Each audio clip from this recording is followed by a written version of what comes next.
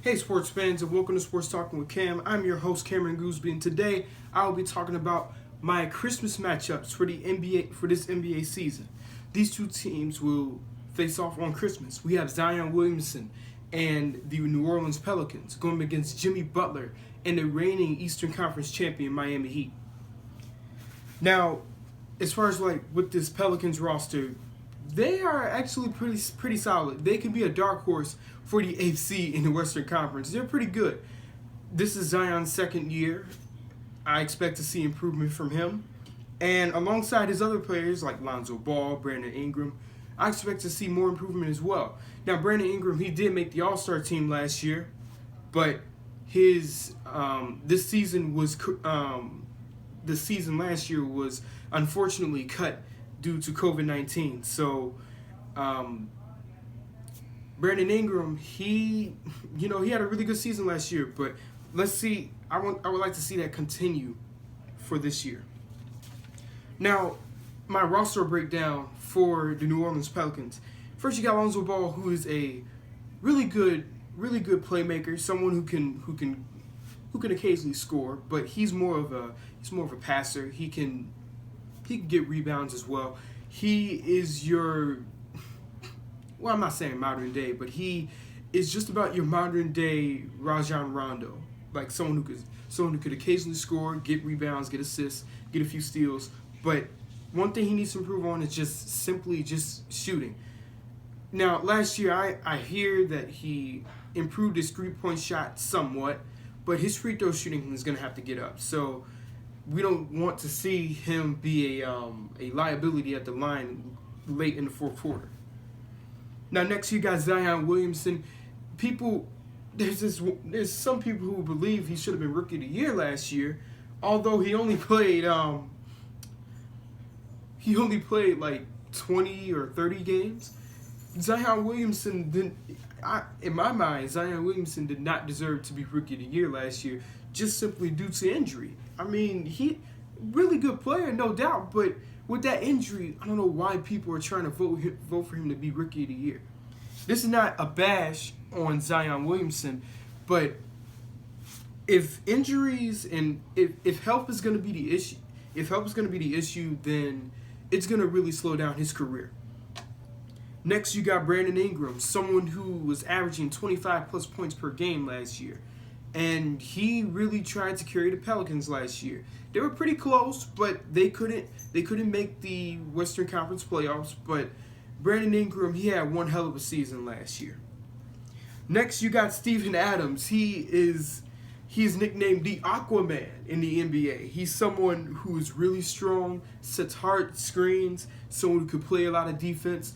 And he's an athletic finisher at the rim. He's a really good center. He's someone who the Thunder will dearly miss. Someone who the Thunder will dearly miss this season.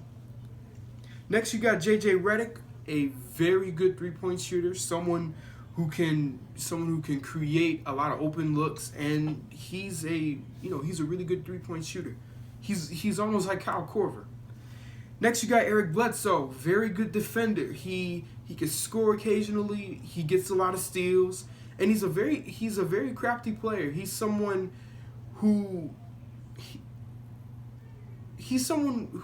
formerly, people were saying like, oh, he could be an all-star. He can be an all-star. Although he's not, I don't think he's going to be an all-star in his career. He's someone who's a very solid point guard, and that's who I believe the Pelicans needed just in case Lonzo Ball screwed up. Next, you got Josh Hart, who's a very solid shooter. He is someone, bit of a jokester in the locker room, but he does contribute his play on the court. And then next you have the rookie, Kira Lewis Jr., who's a rookie. This college kid, he's just first coming into the NBA. I think he'd be something special in the NBA in years to come. Now for the Heat roster breakdown, you have Jimmy Butler, a former Chicago Bull.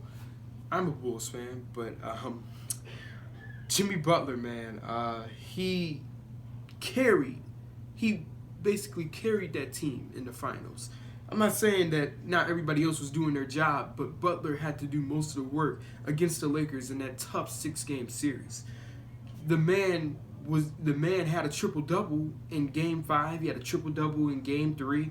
He was doing his job, and he was doing what he had to do to win. Unfortunately, it just wasn't enough due to the Heat, due to the rest of the Heat's injury, and then inconsistent play.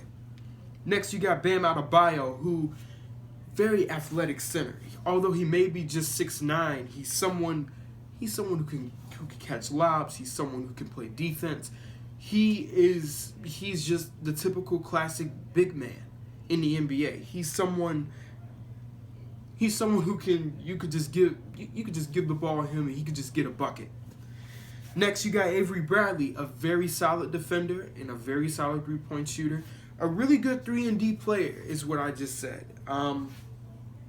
Avery Bradley, due to him being injured last year, he was someone who the Lakers really missed. Now, although the Lakers won, I think the Lakers are going to pretty much miss him this season because the Lakers need defense. And granted, I'm not saying they're not good at defense, but when Rondo left, when Avery Bradley left, then yeah, that's not good for the Lakers. So it's going to be really interesting to see how Avery Bradley plays on the Heat this season and to see if the Lakers dearly miss him.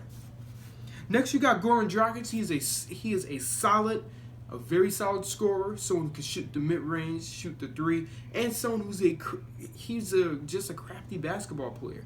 He can drop dimes, he can get assists, he can go inside the lane and get buckets. He's someone that any NBA team could rely on to get a bucket. Not in the fourth quarter, but someone who can get a bucket when they need it.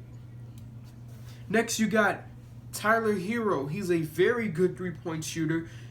In my mind, he is in contention to be in Sixth Man of the Year.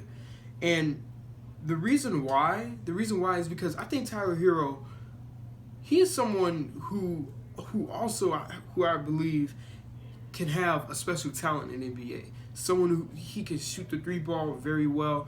He can drive the lane occasionally, but when I tell you he's a really good 3-point shooter, I can put him on that level next to almost like a Klay Thompson. If he just continues to improve, I could put him near a Klay Thompson level when it comes to 3-point shooting. Next, you got Andre Iguodala, someone very good defender.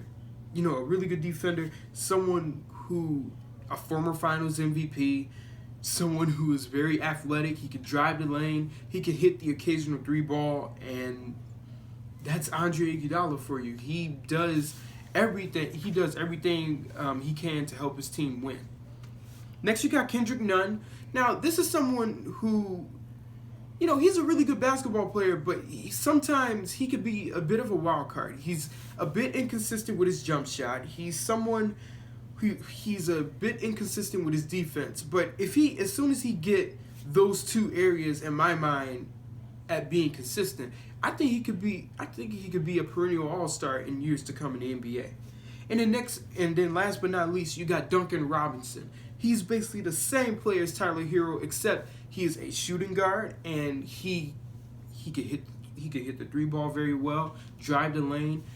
He could play defense. I think he has more potential. Like the potential I see in him, if he becomes a better on-ball defender, then he wouldn't be a so-called liability on defense.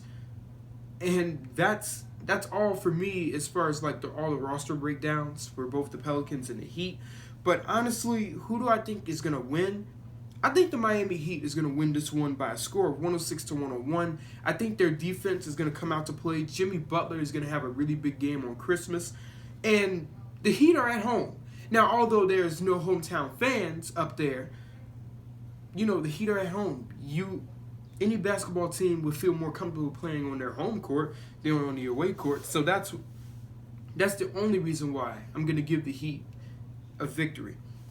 But I do expect Zion Williamson and Brandon Ingram to have a big game, but I don't think it's going to be enough to beat the reigning defending Eastern Conference champions. Now, concluding my video, I'd like for you guys to leave a like, leave a comment, subscribe, and hit that notification bell. And I will see you guys later on the next Christmas Day predictions.